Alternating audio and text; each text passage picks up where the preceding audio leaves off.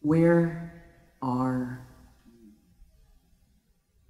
in the world we live in, where is a common question. Where you're from, where you're going to eat, where is that place, where is God? Is it right for us to ask where God is?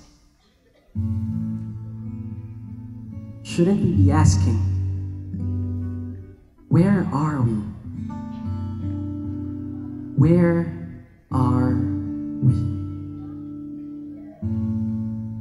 Are you at the office, climbing the corporate ladder, walking around the grounds of your so-called kingdom, a boss to many and a slave to money, wanting to be on top, stepping in others' space that they may never reach your place, achieving all that you desire, causing their ire, extinguishing their fire?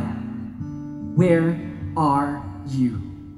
Sitting in your dormitory, burning that midnight oil, cramming all 5 chapters in your head when you know you got started 5 days ahead, scheming on what to do to pass the test that will depict your success. Your future is on the line, your seatmate's paper is in sight. Kid you bully, you push the limit, is now your key to reach the summit. Where are you? Stuck in the 2-hour traffic, inching along, keeping your place, honking at the slightest provocation of cars trying to invade your space. Nobody wants to give in. Why should I? If I am stuck in this inferno of red brake lights unmoving, so should you remain unmoved. Where are you? Limited in space society dictates, shackled to the wrongs of the past, constrained by the norms and restrictions, drowning in self-pity, made by the society who shouts, "You are not worthy!"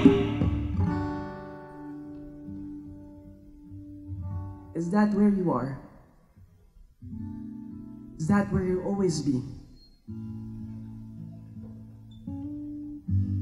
Look at the thief who never had a chance but repented at last stance.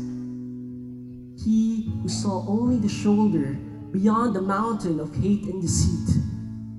He who saw a man nailed to the wood without committing any wrong, but he, a thief, justifiably suffering for the sins he has done, and misery he stays for the sins he had not paid.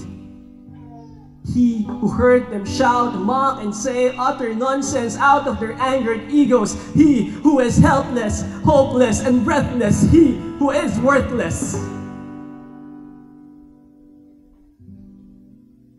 And when he was able to pull the strength from what he had left of courage and knowledge that was kept, fear no longer strangled him down. No, not now. Scream to those who mocked and doubted.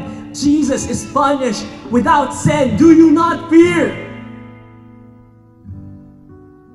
Jesus is in agony for lies that feed the greed of those whose eyes cannot see. He felt the shoulder move, turned to him with love and hope. From afar, he heard him cry, "Today, you will be with me in paradise." Paradise. Me, a sinner, with him in paradise. But you, where are you? A paradise of white beach shore, of beauty that tickles your core? No, not that paradise. Multiply. A paradise that relaxes your temple of sounds, of raindrops and waterfalls, with strokes that need your need to rest. No, not that paradise. Multiply. A paradise of loud music, pounding your gut with the clamor of darkness, reaching the high heavens, unburdening the burdens of what was then, grasping whatever we can with the maze of haste that lifts our base to a place where nothing else matters. No! Not that paradise. Delete. about His paradise? Not seen by man, perceived by man, or made by man, but a paradise of Christ, by Christ, with Christ. Paradise with Christ. A paradise where all it takes is our yes and our no. A yes to Him and a no to sin. A yes to Him and a no to lies. A yes to Him and a no to delusion. A yes to Him and a no to entitlement. A yes to Him and a no to injustice. A yes to Him and a no to the world. He promised paradise to those who trust in Him. A paradise where I am no longer alone, confined and subdued, where nothing is wrong because in God we belong, where Christ's love is overflowing, enthroned in our hearts that keep us going, seeing all the blessings, undeserved grace receiving, true joy experiencing, all His promises fulfilling. That paradise. A glimpse of paradise, going up the corporate ladder, building up one another, helping each other, creating an environment that makes us better. God at my side, His kingdom, my sight, multiply. A glimpse of paradise, no longer burning the midnight oil, studying 5 days ahead, personal order in effect,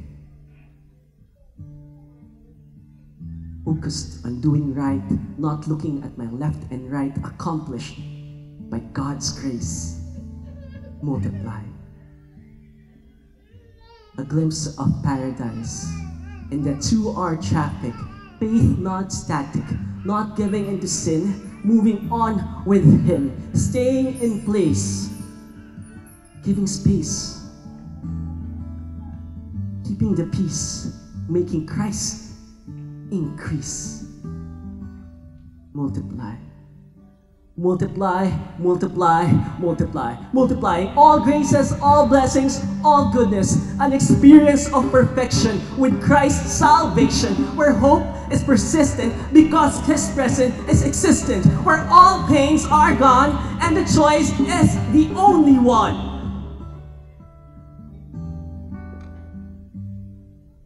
The promise of Christ, our God, to those who return and repent. The sacrificed lamb sent God's anger to relent. For today, you will be with me in paradise. God's love multiplied.